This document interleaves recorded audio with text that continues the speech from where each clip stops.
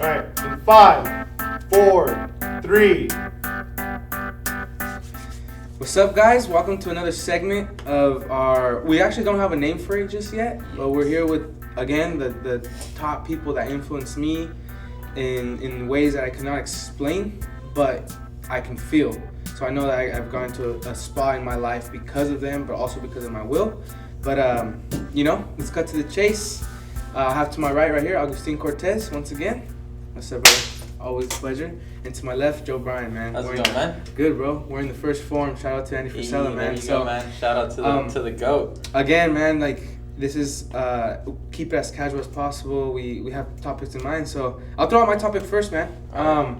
It's kind of that topic where I've been kind of facing right now, and not facing or dealing with it, but it's something that I've been having conversation with myself constantly, and it has to do with the story and the whole thing attached to success. Now, I'm aware of it in the sense where I'm not so focused on oh, it's attractive, I gotta put an attractive story out there. Rather, it's more like credibility within myself. So it's my intuition. I noticed that I question myself in the sense where well, you know what? Since we're being honest, it's one of those things where my upbringing is not my fault, right? And I feel like you can simply get judged by that. And to get more specific is, my upbringing wasn't as harsh, right? I had a good, stable family for a long time before my parents got divorced. And then my parents got divorced. Probably, that was a hard point, but it's not traumatic in the sense where oh man, I got set back, right? I was still pretty young, 12 years old. But then I started realizing I never had financial problems because my parents, I never saw that. I have a little sister, it's not a big family problem where it's our family got scattered around.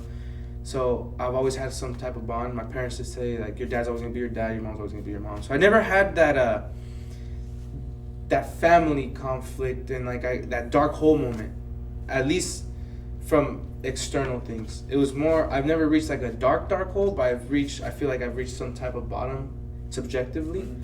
But I don't know, I want to ask you guys what you guys think on that, because right now what I said, what I'm the conversation I'm having is more the credibility, man.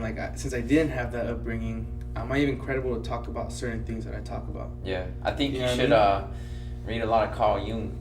Carl Jung? I've heard of his stuff. Psychoanalysis of your interpretation of your thoughts. So from the psychological standpoint, it's really coming down to really fine-pointing, is it a communication issue? Is it an intuition issue within your own situation? And is it a form of, are you seeking external validation, or are you trying to really set in stone internal conformity? Yeah. So first it's dissecting it and then find what you want, and then reverse engineer to get to that point. So if you could tell me, the problem is in one sentence, can you say in one sentence? Yes, I can actually, because I think it's not so much about me feeling like I need the story, it's more about delivering a good conversation about it, or delivering the communication the sense to who? To anybody that I care about or that cares about me. You know what I mean? So you feel that. So it's not so much I guess it does have to do with external validation, meaning but it's only this is the thing though, it only matters to me, to the people that care about me. For example, I care about your input, but it's and I'm not ever going to tell you, I don't give a fuck about what you say, Joe. I don't give a fuck about what you say, Tim. It's more I don't give a fuck what anybody else to say, man. You guys are the only ones that are watching my thing unravel. So I think you guys are the only valid ones to actually say an input. Or, family too, my girlfriend, or anybody else that I value their opinion. But it's more of a conversation thing, a communication thing, where it's with myself most of the time. It's not I need to post a picture in front of the new car I bought, or on Instagram to let people know I've been successful. Mm-hmm. Or I need to post this so people know that this is what I've been working hard for. No, dude, I want to post myself in the sense, or I do, and I post, what I value in the sense of my growth. And I think that's the only thing, the communication thing, bro. Because it's... So one sentence, communication. The delivery of my communication. Delivery of communication. Yeah. To people that you care about. I care about. So that's the thing. You're delivering communication with people you deal about. So I think communication is if not, it's a pseudo. You will never have empirical understanding of communication because your deliverancy of words, tonality, everything, all the variables that make the communication factor are going to be interpreted different than your intentions. So I would just say, personally, really study. Like, you have these questioning thoughts. Do your part of studying, like this. Break it down. That exactly, because I think we're all curious in different areas of life.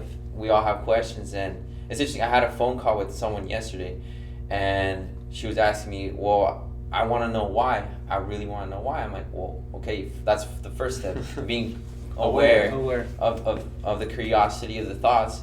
Next step is to do action, and that's her exact problem. She's like, I'm aware of it, but I lack the action execution phase. So it's like, how do I overcome that?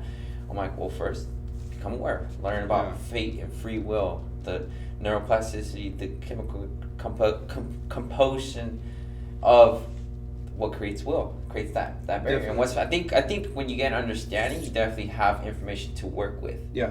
And then you can start getting to an outcome you want. It essentially sets the foundation of getting deeper in that topic, opposed to you're knowing what you're shooting at rather than just taking a shot out into the air. It's like, having a fucking, I don't know, I'll say soccer because I used to play soccer. It's like trying to score a goal without knowing where the goal is. Exactly. So now you know where the goal is at. Yeah. Now you know where you need to put the Where you ball. shoot. Exactly. And That's a beautiful analogy. Like I said, it's not so much like I'm not seeking external validity, right? It's more of that intuition. Right? I think, exactly. I think it's more so just like that question of like being the fact that, okay, the fact that you don't have this story makes you questionable because it doesn't give you, like, I guess you can say, validity as far as to what you're saying, right? Because you're like, oh, someone can just say, well, Luis, what do you know, bro? Like, it's not, it's something that you haven't gone through, like, you haven't done yet. So it's that credibility, essentially, that you're seeking for, right? Because you're seeking the credibility through the method of, like, oh, okay, well, I went through it. It's kind of like that, you haven't picked up the coin, and you want to be able to show that coin to people when they ask you for it, you know? If I'm not mistaken. Yeah. And so, at the end of the day, it's kind of like what we spoke about off camera. It's really just, it really comes down to, dude, like, I don't think it's not where you start. It's where you end up. It's where you end up. So it's just like, I'm sure that there's countless people that are successful out in the world where they had a fucking fantastic upbringing, where they didn't encounter any adversities, and they went through high school with no adversities. They, if anything, everything in their favor. Yeah. And then they went through college with no adversities, with everything in their favor, and then they got bit by this by that amazing entrepreneurial bug. And they said, you know what? Yeah, I haven't had any struggles, but I want to get to this point in my life where I want to achieve this, or I want to create this, or I want to create this business, or, this tech startup, whatever it is. So then they find themselves putting themselves in a very uncomfortable position in order to get to that point. So then their story doesn't start when they were 5, 6, 7, 8, 15, 20, 24. It starts from when they begin hustling and begin that grind. Yeah. And as you know, bro, and as cliche as the saying is, like, nothing worthwhile comes easy. Exactly. And it's really the fucking truth when it comes down to all aspects of life. Something that is really, really worthwhile and worth having is gonna fucking cost you. Definitely. And it's gonna cost you either time, effort, work, mental stress, or all of them put together. And so through this, you're going to essentially put yourself in a zone of discomfort. Of course. And as we know, the discomfort is putting yourself in these very uncomfortable positions. Is what enhances growth. So then through this position where you're put in, so let's say this person that went through high school, college, and everything was fine, and they want to create this business. They're out of college. They create this business. And so they want to get to point B. And so their story starts from when they begin that hustle and they begin that grind and they begin making these sacrifices. All the stories come along. It's the journey, not so much the end result. So then that person's story starts from there on out. And not because that person didn't have a rough childhood, that doesn't make them more or less credible. Yeah. Essentially, it's just kind of the point where it is what it is, and man. Real quick, like, why do you feel that you need a story to provide value, to Or have that credibility. credibility. Because I'm gonna be honest with you, bro. What it is just first of all, I want to say this. I think I'm going through a mini breakthrough in the sense where I'm facing a barrier that's inflicted. Like I created this barrier for myself. No one else created this for me. But how it got created, and this to answer your question is, I look at the people I admire. I look at the people I look up to. Andy Frisella, Gary Vaynerchuk, Tom Bilyeu. These are people who understand the hustle, but then I also go a little deeper. It's like, damn, bro, their backgrounds, they're back because they've documented this, right? So I feel like, and this is why I'm not saying I need to do it that way, but this is why I am having these conversations with my intuition. It's not so much someone. I want to poke at that. Yeah, go for it. It's that same. The people you said that you aspire. Yeah. If you pay attention, they're all entrepreneurs. Of course. Why you haven't been dissecting other areas of life context? Yeah. You could be. You learn from a doctor. You can learn from anyone. You're into reading, so you know like the avenues of value and different people's story. When you read a book, you don't even. I mean, a book is a vessel of knowledge and information. It is good to be aware, and you definitely get a better connection if you see the author's story as something you relate to, you have value, you got association to. But at the end of the day, it doesn't really care about the author. A book will give you its value even if it's anonymous. And that's value. So I think view that perspective, like the value could be there even if it's anonymous. You don't need that. So now, totally agree with what Tint's saying, because the value is universal. Of course. It's kind of like the whole the conversation that we've had in the past is leaving the fossil print. At the end of the day, what stays here is your work.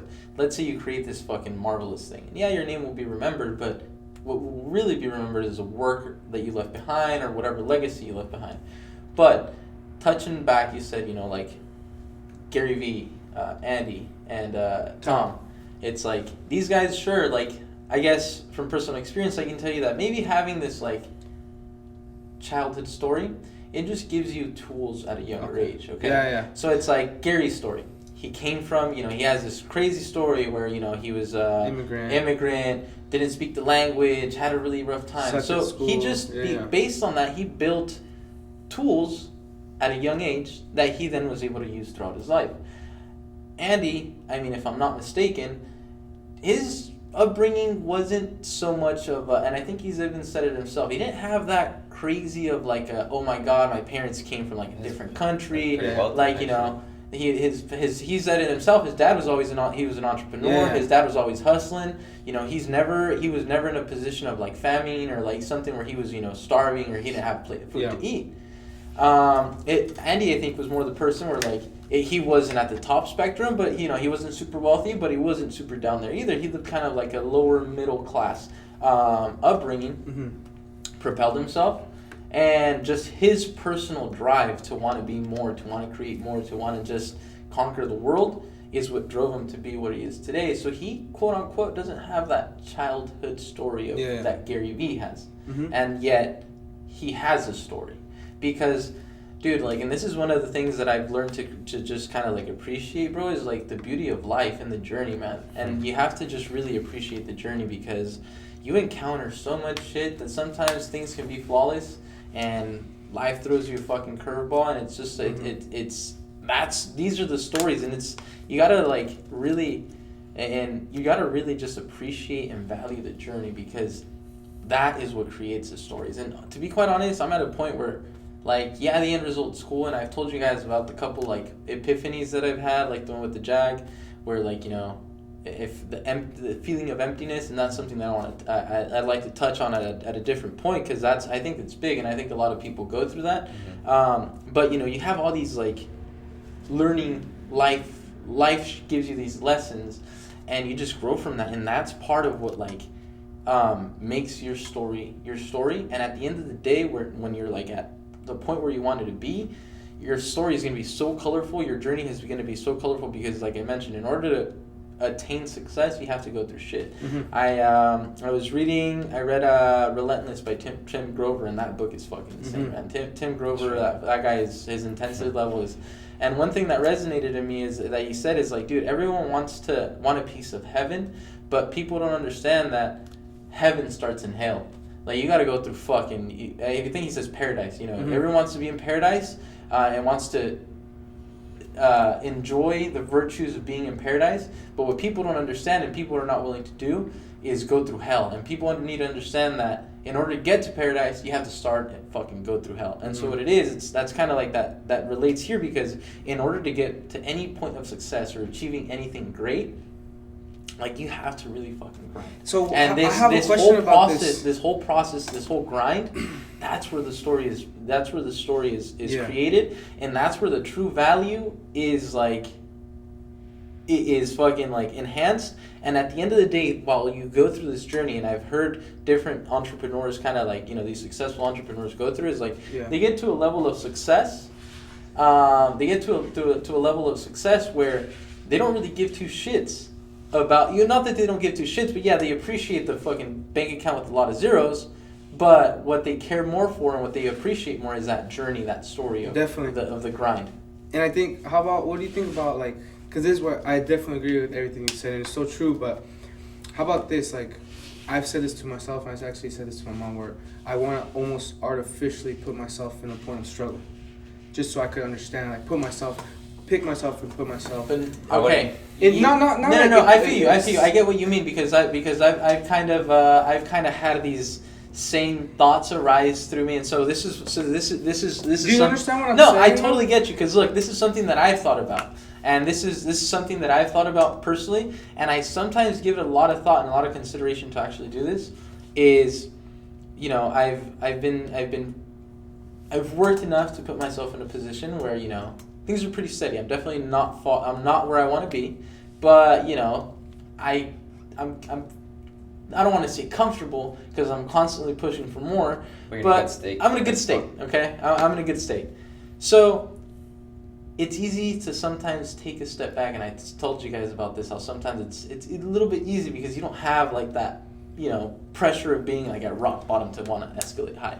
And so something that I've thought, bro, which is kind of crazy, I thought sometimes of like, and because I know this is what you mean, and I've had the same thought, is leave everything that I have behind, everything, and just pick myself up, either go to a country that seems attractive to me, or a state that seems attractive to me, and literally start from the fucking ground up. So I actually thought about this seriously about 2-3 months ago, when I was told, after not having like the family business and stuff, I was just kind of like having this imposter syndrome thoughts, and I was just kind of like in this really state where I was like, dude, I wanted to really test myself, and I thought of picking myself up, leave everything that I have behind, I was thinking Spain, literally show up with $500 in my pocket, get there, get a job, build some income, build a savings account, start my own business, and just really kind of put myself to the test, put myself in this very uncomfortable position. And kid you not, it's not something that I've left, that I've thrown out the window. This is something that I'd like to do. Honestly, just to fucking that's something that I want to do, just to like not so much test me, but to apply what you know. Exactly. To put the shit that I've learned to the test. And make and kind of remind yourself that this blueprint that you've gotten actually works. Yeah. This is exactly what I'm talking about. So this is like the mini breakthrough I'm having, where it's like I'm not saying like I feel you. Now let me sorry. It's just like the whole idea of like, dude, like let me take what I know, the tools that I have, based on my upbringing and what I've acquired throughout my own journey, and let me put myself to the test and prove it to myself that this blueprint I've created and that's been passed down actually works. So that's exactly. I say the only way to really verify your knowing is exposure, experience, and speak from the experience. So like, I'm the biggest dude. If you I've told you guys about this, bro. I'm a hands-on guy, and I can read books. I can fucking follow tutorials. I can. When I grasp shit, and when I feel most confident, and just based of like the way I've learned things, I've learned everything through experience. And experience is the best fucking teacher you're ever going to have, regardless of what the field is, whether you're a fucking doctor, an entrepreneur, fucking soccer player, whatever the fuck your field is. Experience is key, bro. And so experience and just doing things over again and doing things over again, because you learn from things. You learn from that experience. It's like, dude, I played soccer a lot of my life, so I'm gonna go again, tend back to soccer, but it's like, when you pass the ball so fucking much, you make mistakes. And mistakes, and this is something that's big, and like, people are afraid of failure and afraid of making mistakes, but let's say Tint gives me a ball at a certain speed, and I want to knock it to the right. I'll hit the ball, I'll feel it off my foot in a certain way, and the ball will go the opposite side. So now I know to not do that. Now I'm going to hit it a different way, and I do it repetitively until you do it the right way, and it's like, okay, then it becomes instinctual. And then it's like solidified in your brain. It's like, okay, when this scenario comes and I want to do this, I got to resolve it like this. And that same thing applies to like business and things over and over again. It's like you learn from you adjust. It's kind of like, fuck, dude. Anything that's not exposure and experience is philosophical. Yeah, literally. So think about how everything we think we know is just philosophy ideas. And it's not until you really actually go out and do it, which is like the biggest thing, bro. And I think that's like, and you gotta be fearless, man. You just gotta go out and try shit. Definitely. Really, when it comes test waters. Down to. Oh, no, yeah. It's just like, you gotta fucking go out there and grind. And now, see, to give you this whole thing on like the story, bro. Yeah. You just have to go out there. It really. The thing is. Sorry. Let me just finish my thought. Of course, go for it. So this whole thing of like, going to Spain and going to a different country that I fucking like. Yeah, it'd be great and it'd be a great experience. But more than anything, bro, it's just like, I just gotta go out and do more shit. You just gotta go out there and do more shit, and I'm aware of that. I'm on the process of that, to really kind of solidify these skills. Like, I don't need to fly across the world to do that. You can do it right here. You can do it right here. Exactly. That's just like, amplifying or glorifying that quote unquote story a little bit more. And realistically thinking, that'd be kind of like taking a step back. Why not? Which is essentially what I'm doing. Take what I got and then propel it three, four steps further. And which is it was exactly what I'm doing. But back to the basis, you just really have to fucking solidify your. And I get you, bro, because I feel like if you're a forward thinker and if you're a fucking person that wants some more and wants to attain more, in the words of Tim Grover, if you're a cleaner, a closer, or a cooler, you're just a cleaner, bro. You just have that part of cleaner mentality where you're wanting more, where you're not where you're not happy, where you can be fucking, and you see all these. This is why all these huge entrepreneurs that you follow are as successful as they are, because they're in the position where they're at. And they're still fucking pushing the barrier. Like if they didn't have if they didn't have that. And that's the thing. I want to go ahead and then I want to add something. Yeah, so I want to finish this. I want to transition to like one of Tim's topics.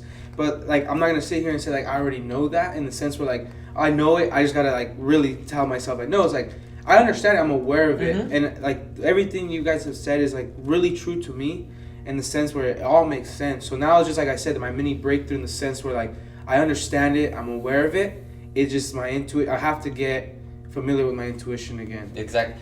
Beautiful, because I think that at the end of the day, you're alone. Yeah. You're alone with your thoughts. So just really hone in, seek as much external insight as you can, develop your perception, and listen to your intuition and build upon that intuition. But at the end of the day, like, it's all you. Exactly. And I like that. I like that. It all falls on you, bro. No, it just kind of like goes deeper, because that's kind of like in all aspects of life, bro. In the whole fact of like unraveling shit, there's times where like, I've called Tint for advice, I've called you for advice, and you guys give me your input, give me your feedback, and I'll take it in, and it gives me a broader spectrum on like a view on the topic. But at the end of the day, when it comes to unraveling this shit, it'll be me jumping inside my car, no music, going out for a drive, my thoughts fucking going crazy, and then just sorting shit out. And at the end of that drive, like, I'll have my shit sorted out, because at the end of the day, you're the one that dictates whatever you're your own CEO. That's mindfulness. Exactly. That's your way to get present. Dude, that's interesting. Everyone has their own way. So like, I know that a lot of people will just like, I don't know, like read a book or. You know where mine's at, dude?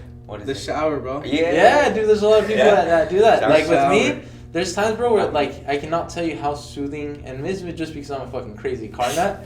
I'm a crazy car enthusiast, but I cannot tell you how soothing it is, bro, to get into like into my car. When I there's been times where I feel really stressed.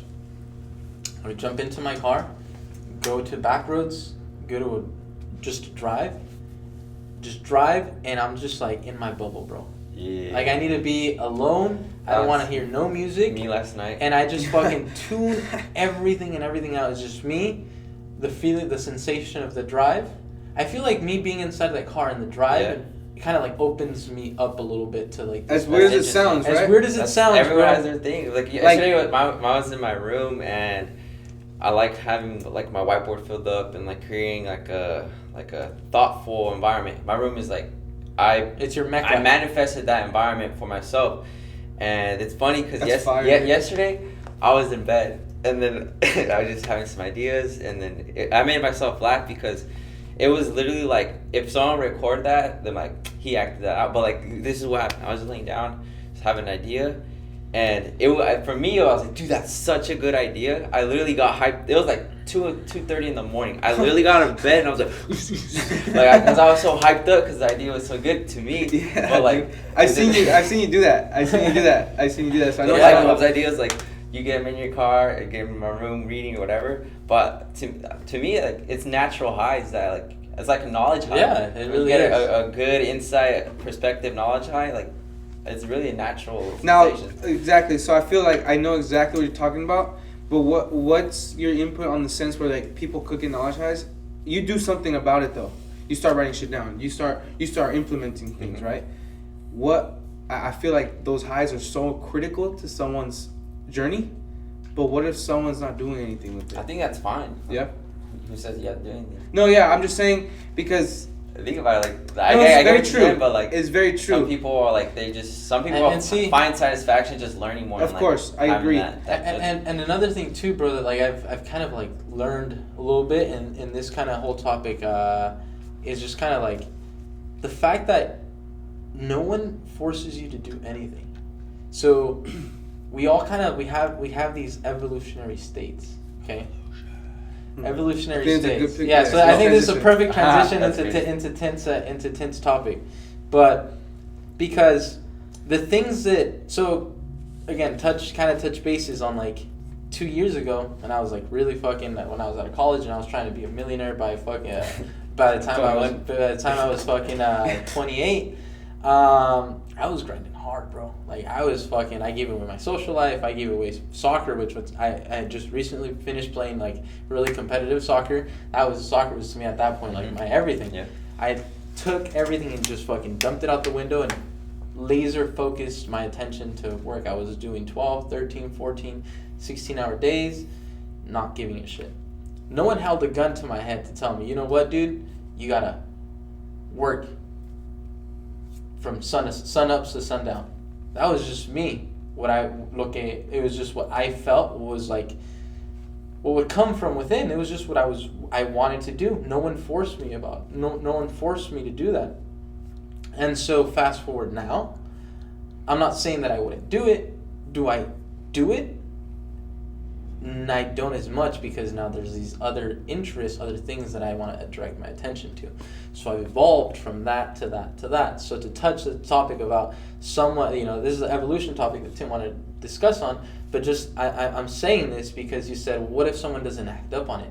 Maybe they have that idea, but they're at that point in their life where that's not what they want to pursue. They want to stay at home and play video games, which is totally fine. There's nothing wrong with that if that's what resonates with them at that moment, that given moment in their I want to put more context into it. You work with your current judgment. Yes. And your current judgment is its current version, and if you constantly evolve and progress yourself, Yeah, because that judgment is different, and then like that's why you can see in hindsight like, oh, I could have done this because you Yes, have definitely. that current judgment to yeah. work with. And so see, this is the thing. It's like, And like, last thing is it's healthy it's wise to acknowledge that, like what you showed me before we started recording of how it's not necessarily avoiding failure but knowing how to deal with it. Yeah. It's wisdom to understand that, you know what, I made these mistakes because my judgment got me. Like, I'm working with my best form possible. It's just the ignorance and the biases and everything. I guess my context, what I have in my mind is it's a type of people who I absolutely agree. Like, at that moment, it's okay to go play video games. You have these ideas. Maybe it's not your time yet, in the sense of pursuing that idea or that goal or whatever you're trying to build or whatever. In context, though, what I think might make a little bit more sense is about complaining about deserving that. Now that's a whole different. That's a whole different. So that's topic, of See, course. that's a whole different topic. That changes the conversation, though, right? Because that's what I was talking about. Like, I feel this is what I want to say, where it could be kind of. I think it's critical to have those knowledge highs. But if you're complaining and also telling yourself, man, why haven't I gotten it yet? Because you haven't done shit. You're not having a that's true knowledge high then. So it's not a true knowledge high? No, because one thing is coming up with the idea, and another thing is the fucking feeling of it. So that's why I want to put it in context, because I feel like in my opinion, let me say, this is a strong formatting it. It's gonna be it's bold, but I think complaining to a certain extent, of course, there's some things that are meant to fight for, but complaining is a form of ignorance. The biggest ignorance, I'd say. But you gotta be careful, because there are some issues that they need. It's not even complaining; it's that fight. You know, like this could be going into like the social justice realm. But to stay more on a centered subject, but like, for example, gravitating. For example, people that complain of certain factors. Well, if you remove the ignorance, you have the interpretation to understand everything. For example, the communication issue. I'm dealing with that as well. But I don't complain or don't have that perspective, because I'm aware, okay, first of all, this person is the way they are because nature, nurture. I will never have a complete, ever have a complete understanding of why they are who they are. And on top of that, the second part of the formula is deliverance of message, of the data. Well, their interpretation of the stimulus that I provoke out, they're going to interpret it in their own way. So I don't have that perspective, like, why don't they understand me? Like, I know why they don't understand me, because communication is too abstract. It's too pseudo. You will never ever have that bridge to that exact point. Once you have that awareness, like, you know what? You have the acceptance. You don't complain. You work with it, but you don't complain. And that's just one area where the complaining issue goes. Okay. No, that makes absolutely like makes perfect sense. So that really it really like makes sense, especially when you put in contextual form. So. Yeah, exactly. So I mean, I kind of want to transition into the whole evolution thing, bro, 'cause I can't wait. I want to see like what you have to say about that. So there's many areas on the idea comes to me. By the way, I've got chills, bro. Like that was good. That's good. Yeah. Feedback. Yeah, dude. Your brain is. You're feeling it. Yeah, You're feeling bro. it. It's because it's like it's learning, bro. This is the whole goal. Yeah, this is the whole goal, bro. To share our experiences and our knowledges, bro, in order to create more value in each other. Yeah. Just really help the journey out, man. Honestly, I love getting the chills, because it's feedback that you genuinely avoid. That you can't give yourself the chills. The chills happen. So like. Yeah. When you get the chills, it's just something that you really feel like, you know. You can't just say I want to get the chills right and then now. you get the chills. You know? Yeah, that's true, bro. And you know what though? I feel like it's like in all aspects of life, because I was about to say like, and not in like different ways, because I was about to say it's not like a smile, like you can just like smile, right? But then again, I like to argue, bro. You can tell when someone's giving a bullshit fake smile, and when a genuine smile. You know what the psychometrics of a smile is on the eyes. When you so some people smile like that. A genuine smile is like the eyes wrinkle up. Yeah, that's like one thing. You can that's big. The psychology of smiling. No, seriously, no, and it's really true, because like there's times where you have a family portrait, you're out on vacation, or I don't know, you're out at this very scenic spot, and your family member, girlfriend, boyfriend, whatever it is, they're like, stand there, smile, and then like half of those pictures is just like people like. You know, like but when you take, and you know, those are the pictures that just like genuinely appeal to you more. It's like when you see that genuine smile with the eyes and like the whole package, and it's so crazy that you can determine picture A from picture B, which one's genuine, which one's not, which one's total bullshit, which one's like actually feeling that. On my personal experiments on this is I posted my highest engaged post is when I have a genuine smile. Because That's people crazy. can read it, bro. Humans know. People can It's read it. crazy. Humans know, but they don't know. Oh, It's like see, this is it's something. tough. This Yeah. is something, bro. It's like these things where like, it's just like things that, and this is why I think in all aspects of life, genuosity, bro, is like the absolute game changer for anything. Yeah. So you just Yeah. mentioned that Yeah. that they're the ones where you have the most engagement. You guys know I've always been in like the sales realm. Yeah. Okay. Oh, People- yeah. People can know when you're not being genuine, and so in a sale, based out of my experience, I would say that trust is the biggest determining factor between making the sale and not making the sale. Okay, a lot of people say like, oh, you have to have a really good sales pitch, or you have to really, you got to put them in this like psychological position in order to get them that whole manipulation game into getting. Exactly. That's bullshit. That's Exactly. absolute fucking trash. I learned this at a very young age. Because this is what is thrown out there. You gotta be salesy, And from an early age, I noticed that I was trying to implement these skills that I personally didn't have, and so I was trying to kind of like have this psychological manipulation on some of my customers, especially like in the cars, and I would just not close sales. And all of a sudden, bro, I was just like, you know what? Someone comes up to me, I'm as genuine as fucking possible. I literally tell them, like, look, man, this is the way it is. Feel free, like in a car, let's say I'm selling a car. You come up to me, car's here, I'll literally tell people, like, look, this is the way it is. If you feel comfortable with it, great, it's a fantastic car. But if you don't, like, it's not for you, it's cool, man. Like, I'm not trying to push this sell. Like, you don't want to buy something that you're not going to be happy with. And so when you're genuine and people feel it, it's like that smile thing.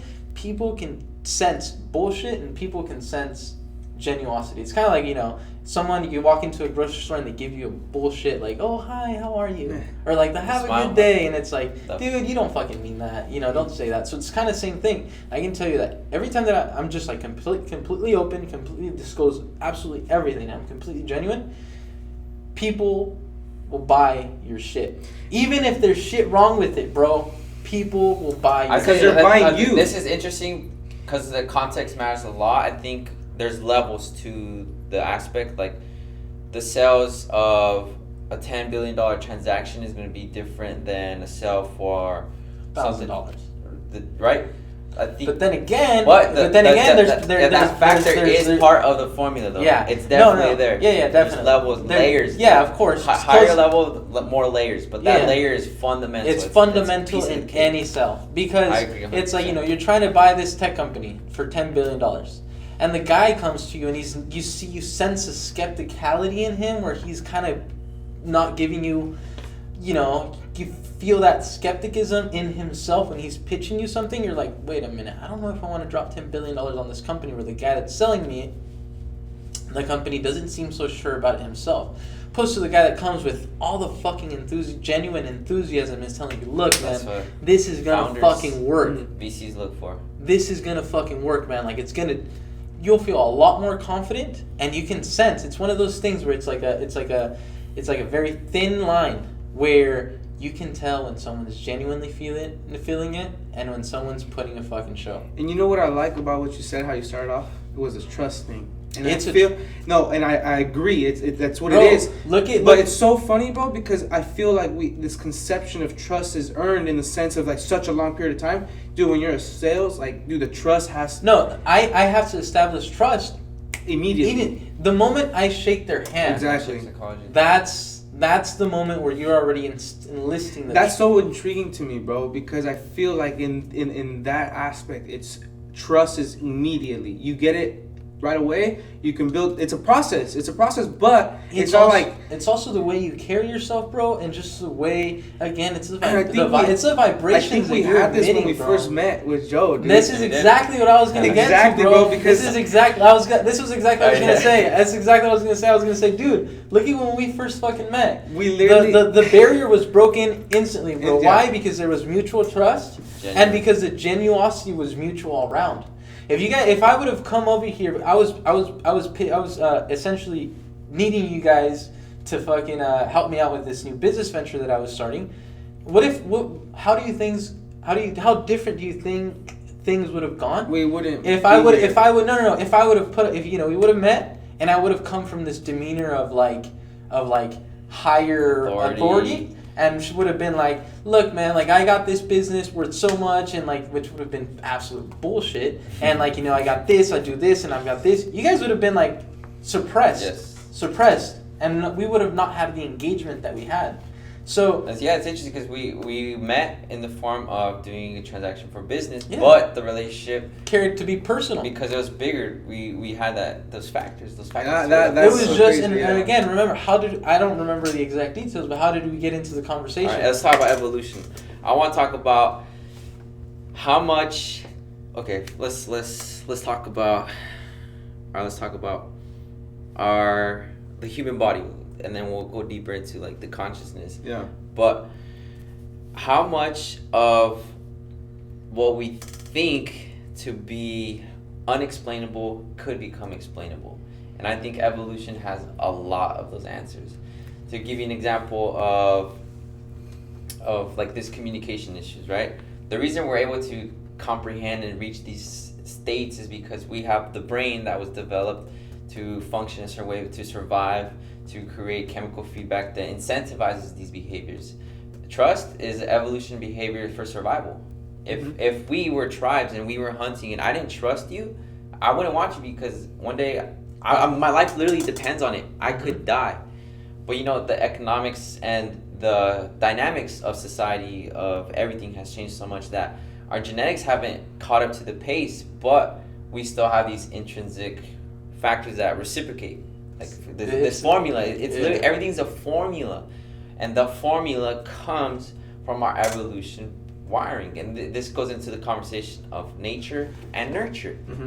Just get excited. No, dude, it's cool. It's cool you mentioned this because it's so crazy how complex. Let's talk about hunter-gatherer era, right? How quote unquote simplistic life was then. Compare that to the way life is now.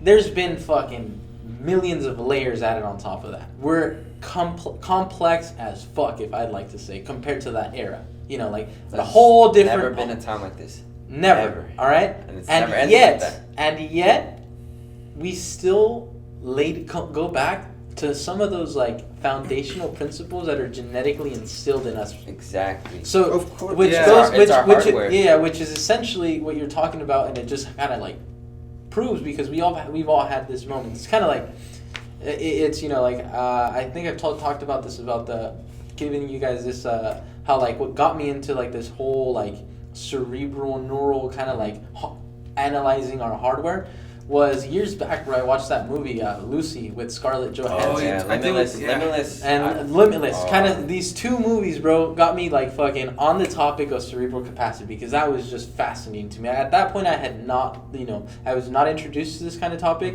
and thanks to those films, bro, like they have been. I say that they're some of my favorite movies honestly. Because that put me on the path of like curiosity, which then, you know, I became aware of this curiosity, then I put in the work, read, looked and dug deeper, got myself more foundational knowledge to know more about this. So I don't know if a lot of the audience knows, but currently we're in a state of evolution where, quote unquote, we only use 10% of our cerebral capacity. Now I have input on that because we've talked about this in the psychology course I took. It's a misconception that we only use 10% of our brain. We use 100% of our brain at all times. We're just accessing 10%. It's our RAM. Exactly. RAM. So we're like at, let's say, of course. So bro, okay. I just want to put that out there to make it so more there's sense. because that, you know, I know that, and so like exactly. But maybe to like the audience that doesn't know the fact, they'll be like, wait, what do you mean? Because when people say 10%, it's like, what do you mean? This whole structure, I'm only using 10%. No. You're using all of it. We're using 100% of the 10%. Yes. Essentially, you know, to make it kind of break it down. So then there's a whole 90% that's untapped. So if you guys, he's saying no. He's saying it's not. No. We use 100% of our mind. Yeah. We do as humans, we do tap into every sector of our mind. However, we're not using it all at the same time. What he explained as RAM is exactly how the brain works. we could only use 10% at a time. So I can't use my artistic side while I'm doing my logical side simultaneously. I got you. You know what I mean? No, I feel it. Yeah. So I phrased it. I totally get what you mean. I just phrased it in a way that you were meant to clarify. But I get you. Yeah. But so fuck, I lost track. So what I was saying. You were talking about untapped, like. Oh, okay. So this untapped thing, and it just kind of like brings it down, bro. We're like, regardless of how sophisticated we are, in that movie it touches a little bit kind of like, it's a really great movie. A lot of it's Hollywood, but the foundation is there. Lucy, right? Yeah, Lucy. And so kind of led to the question of like evolution. It touches on the topic of like evolution, just like biological evolution, and just how like even how like we're so sophisticated as we are as we've evolved, yet we still kind of touch back, and we're so reliant on like the fundamentals of life, and it comes down to like the same fundamental things for even like a cell, which is strive to stay alive as long as we can, reproduce, pass on that information. And it really comes down to like survival of the fittest. You're always on like the trying to be the fittest in order to survive, and it's just been a lot more complex with like financial and like a financial state, physical state. But at the end of the day, we're all the success things that we're striving for. They're kind of encompassed over this just like plain basic cellular, instinctive, insightful things, which is pass on everything that you've learned, reproduce. Chemical It's literally encrypted. It's just it's encrypted through think generations. about that. I've never been a big fan of the idea of the simulation, but I started like poking at the knowledge of like how binary and language and data at that level works. So I think like that we could be in a form. I think we are very similar, biologically relatable to a computer, how the operations work. I don't know if we created a machine that is mirrored to our perception, or this machine is essentially like unveiling the cloak of our human biases. So I think we're at an interesting point of even technology and biology, of the merging of like Neuralink, what's going to happen, and if the technology is actually the universal truth, the absolute truth. Like Da Vinci, he spent his whole life searching for the truth. That's what his whole thing. But he was extremely curious. That's why he's known for so many things, because he had that curiosity. But his mission statement is searching for the absolute truth. And what if the machine, the universe, because they say like physics, quantum mechanics, like these actually abstract, but like intricate calculus, these forms of numbers and languages are really the language of the universe, because like the correlation of galaxies and universes and cells, and they all have a really strong affinity with numbers, like the golden ratio of phi, and like everything that has that affinity together. They say it's the truth, because the universe is made out of numbers in a sense, or like the data structure like that. Yeah. So I don't know, like I'm not that's grand picture thinking, it's crazy, bro. But like, what if it is true? Like, oh shit. That's crazy, man. Like when you really get yourself unraveling into these like larger than life topics, man. Something that I like to think, have these like ventures where I just like my brain goes off on these like large picture thoughts, because it kind of humbles you a little bit. It humbles you a little bit to see how really insignificant, quote unquote, you are to like the large spectrum of things. Yeah. And when you kind of think that way and it humbles you, it kind of makes you think like, dude, I'm over here thinking I'm especially when I was younger, like I'm over here thinking I'm the center of the universe, and everyone's kind of like caring what I do or what I don't do. When in reality, bro, like there's just so much more to life that we're on a game to just like enjoy the way I see it now is just enjoy the time that we're here at its fullest, bro. But yeah, no, it's surreal, bro. Like the whole evolution method is crazy, and it just kind of like encompasses a little bit more on like even how you personally evolve year after year. Like you're the whole different person you were 5 years ago. Like the evolution state is just, we're constantly moving, constantly going. And if I think that's kind of one of these things that we're hardwired to do, just continue to evolve forward, because Definitely. if we weren't hardwired this way, then the world would still, we'd be extinct, and the world would still be the way it was in 1980. You know what I mean? So, I think that there are a lot of factors that amplify this evolution. And I don't know if I've told you this, but one of like my favorite eras of like the world is decades between 1930 and 1960, because during those 30 years, bro, the evolution as a human species is like fucking insane. I would challenge that. So there's a cognitive bias called rosy retrospect, which is a Let me just give you, maybe you're taking a little bit deeper level, but the way I see it is like, do you think about the difference between the lapse of like the World War II era, essentially, is what I'm getting at.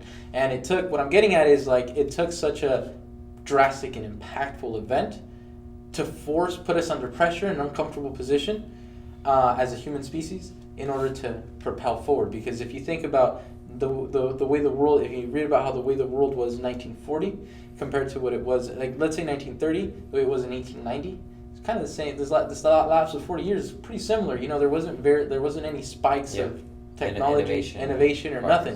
Yeah. It was pretty steady line. Then here comes World War II, 1940, early 1940s. 1960, what 1940 was looked nothing like what 1960 was. It was this whole fucking advancement in all different kinds of fields. Obviously, military, medicine, technology. Like 1940 looks nothing like 1960. Kind of like the big advancement that we've had, and sometimes we don't appreciate it, that we've had in the last 20 years. Yeah.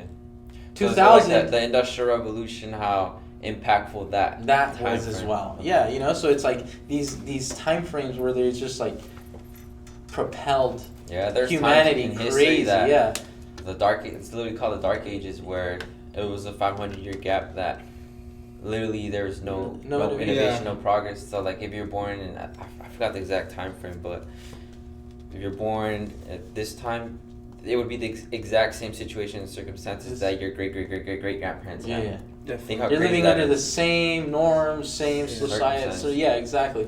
And it's like, think about, dude. It changes like every few weeks, bro. And so just think about, this is so crazy. Like think about, before we go deeper on this, bro. Mauri just told us there's nothing recording visually. Okay. I want to take a little break. All right.